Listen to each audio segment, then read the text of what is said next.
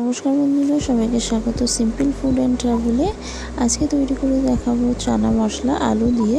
ভিডিওটা স্কিপ না করে সম্পূর্ণ দেখার অনুরোধ রইল। ভালো লাগলে লাইক শেয়ার কমেন্ট করবেন। চলুন ভিডিওটা শুরু করা যাক। তো এখানে চানাটা আগের দিন রাত্রিবেলায় জল দিয়ে ভালো করে ভিজিয়ে রেখেছিলাম। পরের দিন সকালবেলা অনেকটা বেড়ে গেছে। এবার সেটা প্রেসারের মধ্যে দিয়ে দিলাম। তার মধ্যে পরিমাণ মতন জল দিয়েছি আর নুন আর হলুদ দিয়ে একটু নাড়াচাড়া করে নিয়ে এটা 4 থেকে 5টা সিটি দিয়ে নাবিয়ে রেখে দেবো। 4 থেকে সিটি দেওয়া হয়ে গেছে, চানাটা পুরো সেদ্ধ হয়ে গেছে। এবার রান্না করব। তার জন্য কড়ার মধ্যে দিয়ে দিয়েছি পরিমাণ মতো সাদা তেল। তেলটা গরম হয়ে গেলে এর মধ্যে আলু এইভাবে কেটে নিয়েছি সেটা দিয়ে দিলাম। দিয়ে পরিমাণ মতো নুন আর হলুদ দিয়ে আলুগুলোকে একটু হালকা লাল লাল করে ভেজে নেব। আপনারা যারা চ্যানেলে নতুন ভিডিও দেখছেন অবশ্যই চ্যানেলটি সাবস্ক্রাইব করে দেবেন। আলুগুলো এখানে লাল লাল করে ভাজা হয়ে গেছে। এবার তুলে রেখে দিয়েছি। এবার সেই তেলের মধ্যে দিয়ে দিচ্ছি দুটো বড় সাইজের পেঁয়াজ কুচি।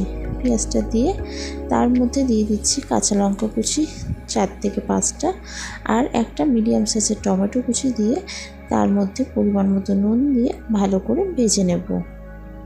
2 থেকে 3 মিনিট ভালো করে ভেজে নেওয়ার পরে এর মধ্যে সামান্য পরিমাণে আদা আর রসুন দিয়ে ভালো করে এবার মশলাটা কষাতে থাকবো। যতক্ষণ না রসুনের কাঁচা গন্ধটা যাচ্ছে ততক্ষণ ভালো করে মশলাটাকে কষিয়ে নেব। আপনারা যারা চ্যানেলটি সাবস্ক্রাইব করেছেন তাদেরকেও অসংখ্য ধন্যবাদ। এবার এর মধ্যে পরিমাণ মতন গুঁড়ো মশলাগুলো দিয়ে দেব। সামান্য পরিমাণে ধনে গুঁড়ো, সামান্য জিরে গুঁড়ো আর হলুদ গুঁড়ো আর দিয়ে দিচ্ছি 2 চামচ কাশ্মীরি লঙ্কার গুঁড়ো। মশলাটা দিয়ে তার মধ্যে সামান্য চিনি দিয়ে দিলাম। চিনি দিয়ে ভালো করে মিশিয়ে নিচ্ছি।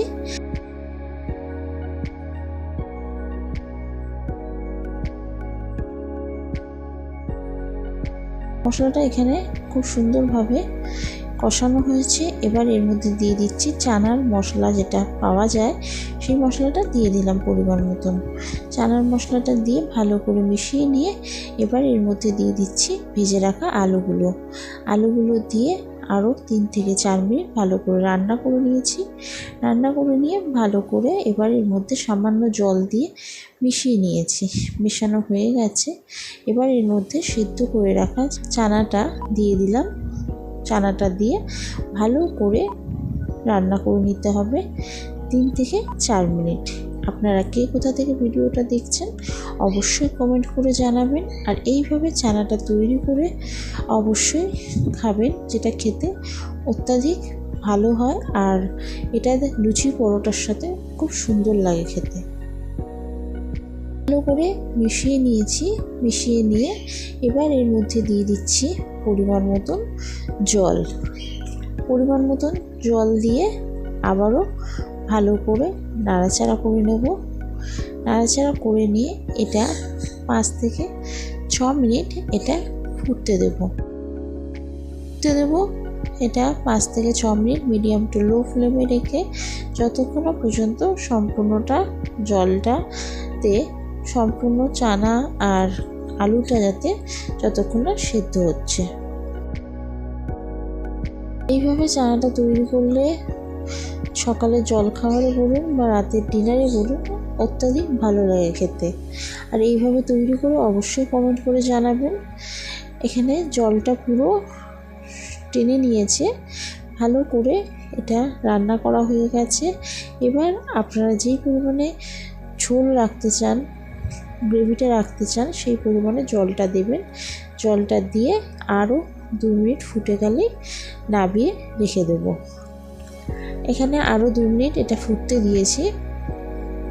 এখানে 2 মিনিট হয়ে গেছে, দেখতেই পাচ্ছেন চানাটা খুব সুন্দরভাবে তৈরি হয়ে গেছে। এবার নাবিয়ে রেখে দিয়েছি। এখানে আলু দিয়ে চানা পুরো তৈরি। আপনাদের ভিডিওটা কেমন লাগলো অবশ্যই জানাবেন। আশা করি ভালো লেগেছে। ভালো লাগলে লাইক শেয়ার কমেন্ট করবেন। চ্যানেলটা সাবস্ক্রাইব করে দেবেন। পাশে থাকা বেল আইকনে ক্লিক করে দেবেন যাতে সবার আগে আপনার কাছে নোটিফিকেশান দিয়ে পৌঁছায়।